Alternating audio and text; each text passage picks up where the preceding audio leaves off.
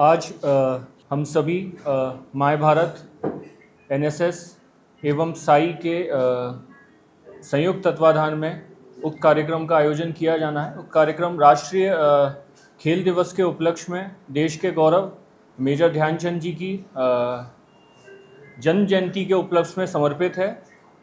उक्त कार्यक्रम में माननीय प्रधानमंत्री जी द्वारा पिछले वर्षों जो भी कार्यक्रम युवाओं के लिए जो भी खिलाड़ियों के लिए जिस तरह से हमारे देश में खिलाड़ियों के प्रति जो भी परिवर्तन आया है उनको युवाओं तक पहुंचाने का कार्य जो भी किया गया है, उस संबंध में 27 अगस्त को खेलो इंडिया संवाद कार्यक्रम देश भर में समस्त पंजाब, हरियाणा एवं चंडीगढ़ में समस्त जनपदों में इस कार्यक्रम का आयोजन किया जा रहा है, जिसमें वर्चुअल इंटरेक्शन माननीय प्रधानमंत्री जी युवाओं से संवाद करेंगे। उक्त कार्यक्रम में सभी जनप्रतिनिधि भी समस्त जनपदों से कार्यक्रमों को ज्वाइन करेंगे।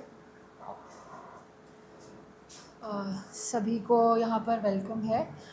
जैसे कि बताया गया कि 1600 लोकेशंस पर 8 लाख से ज़्यादा युवाओं को आदरणीय प्रधानमंत्री जी संबोधित करेंगे।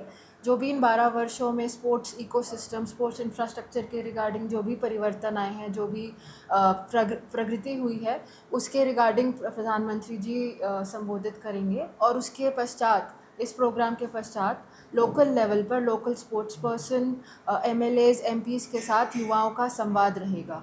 एक QR कोड भी होगा जिस पे युवा अपने आइडियाज़ दे सकते हैं। 4 ऐसे विषय रहेंगे जिस पर युवा संवाद करेंगे, स्पोर्ट्स पर्सन के साथ, MLAs, MPs के साथ, लोकल रिप्रेजेंटेटिव्स के साथ। इन्फ्लुएंसर्स, लोकल इन्फ्लुएंसर्स भी रहेंगे जो इस स्पोर्ट्स इकोसिस्टम के बारे में, कैसे हम 2036 के ओलंपिक्स में कैसे तैयारी कर सकते हैं, कैसे नेशन बिल्डिंग की बात कर सकते हैं। तो ये देश का युवा, देश का स्पोर्ट्स पर्सन देश के भविष्य के बारे में संवाद करेंगे। तो खेलो इंडिया संवाद पूरे इंडिया में, पूरे भारत में हर ज़िले में 2 जगह, 2 कॉलेजेस, 2 जगह पर होगा और इसका 8 लाख से ज़्यादा युवा इसका हिस्सा बनेंगे। इसमें सभी खिलाड़ी होंगे या ये स्कूली छात्र होंगे? कॉलेज के छात्र होंगे और वो स्पोर्ट्स पर्सन के साथ संवाद करेंगे इस संबोधन, प्रधानमंत्री जी के संबोधन के बाद। इस तरह का इंटरेक्शन होगा क्या इसमें? इसमें 4 विषय दिए गए हैं, जिसमें से एक विषय है स्पोर्ट्स इंफ्रास्ट्रक्चर को कैसे हम बढ़ोतरी कर सकते हैं, उससे आइडियाज़। दूसरा रहेगा कि 2036 में ओलंपिक्स के लिए कैसे तैयारी हमें करनी है, कैसे टैलेंट को ढूंढना है। तीसरा रहेगा कि यूथ एम्पावरमेंट, और चौथा रहेगा नेशन बिल्डिंग पर यूथ कैसे पार्टिसिपेट कर सकता है नेशन बिल्डिंग के लिए, विकसित भारत के लिए। मैम, एक चीज़ देखा गया है कि मतलब जो खिलाड़ी का चयन होता है उसमें पारदर्शिता रहती है, वो काफ़ी कम रहती है। कि मतलब अभी जो हरियाणा के CM थे, उनकी एक बच्ची ने बताया था कि मुझे मेरा चयन इसलिए नहीं हुआ क्योंकि वे उस समय पैसे नहीं दे पाए। तो यहाँ आप गलत राज्य का नाम ले रहे हैं। वो हरियाणा नहीं था, वो आई थिंक कोई और राज्य है। हरियाणा नायब से नहीं, नहीं, ऐसे ही विषयों पर बात करने के लिए जी, तो ऐसे ही विषयों पर और चर्चा करने के लिए और बात करने के लिए ऐसा प्रोग्राम रखा गया है। इसमें माय भारत या NSS का डायरेक्ट रोल तो नहीं है चयन करने में, जैसे आपने बात किया, बट ऐसे ही विषयों पर जो यूथ को, आजकल युवा को प्रॉब्लम आ रही है, इन्हीं विषयों पर चर्चा करने के लिए इसी ये संबंध में प्रोग्राम एक रखा गया है। सजेशन बॉक्स QR कोड के माध्यम से रखा गया है कि जो देश के जो भी युवाओं को किसी तरह में हमें चीज़ों में सुधार करने की आवश्यकता है, क्या सुझाव दिए जा सकते हैं। और समस्त जनपदों में जहाँ भी कार्यक्रम हो जा रहा है, तो इनके माध्यम से जो भी समस्याएं आ रही हैं, तो वो हम युवाओं से आग्रह करेंगे, वो जो भी आपके सुझाव हैं वो ऊपर रखने का प्रयास करेंगे। साथ ही साथ इन कार्यक्रमों में स्थानीय जनप्रतिनिधि भी जुड़ेंगे और उनके साथ भी युवाओं का संवाद होगा, खिलाड़ियों का संवाद होगा। तो उस संवाद के माध्यम से ही हल निकालने का एक प्रयास रहेगा। हरियाणा में कौन सी लोकेशन होगी और पंजाब में कौन सी होगी? 2 लोकेशन और हर जिले में 2 हर जिले लोकेशन में जी। देश के प्रतिष्ठित संस्थान जो भी हरियाणा या पंजाब या चंडीगढ़ में हैं, वो भी इस कार्यक्रम में अपना योगदान दे रहे हैं। हाँ जी, चंडीगढ़ में सूची तैयार हो गई?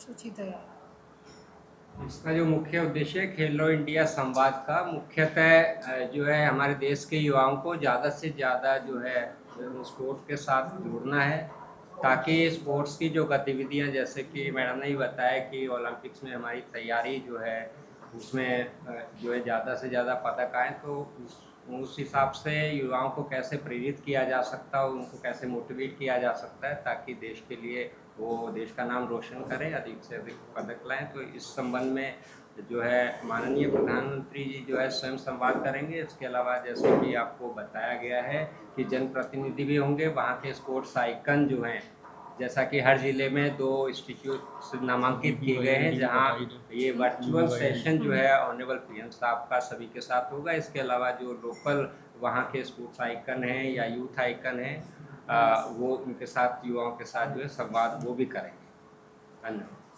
एक जो इसमें और भी रहेगा कि माय भारत पोर्टल पर रजिस्ट्रेशन को बढ़ोतरी देने के लिए, जो कि हमारी ड्राइव चल भी रही थी, तो जितने भी यूथ पार्टिसिपेंट्स वहाँ रहेंगे वह माय भारत पोर्टल पर रजिस्टर भी करेंगे।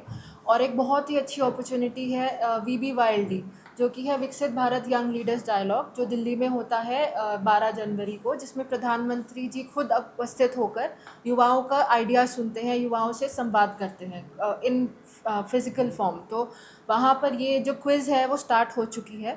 तो हमारा ये भी एक उद्देश्य रहेगा कि ज़्यादा से ज़्यादा यूथ, ज़्यादा से ज़्यादा बच्चे उसमें पार्टिसिपेट करें और अपनी नेशन बिल्डिंग में अपने एक फर्स्ट स्टेप लें।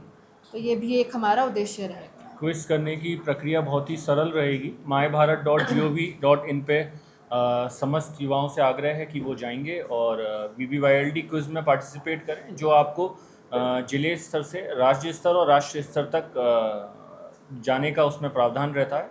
तो वो भी हमारा आग्रह रहेगा समस्त राज्य के युवाओं से। और साथ ही साथ एक सजेशन बॉक्स, एक आइडिया बॉक्स का QR कोड भी रहेगा वहाँ पे, जहाँ सभी युवा साथी अपना सजेशन दे सकते हैं, अपने आइडियाज़ शेयर कर सकते हैं और वो सभी के सभी हमारी टीम तक, हमारे मंत्री जी तक जाएंगे। धन्यवाद।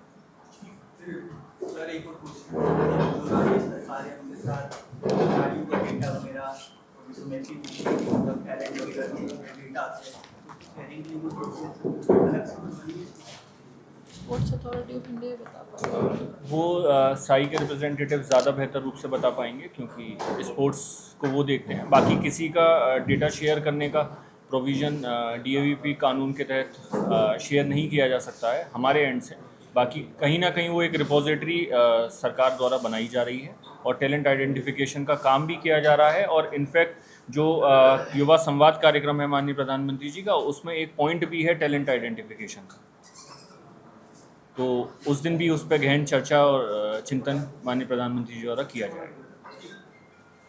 आप सभी मीडिया कर्मियों का एक बार फिर से जो है हार्दिक अभिनंदन है और आप सभी का धन्यवाद है कि आप लोग आए और इस विषय पे हमारे साथ, सभी के साथ चर्चा की।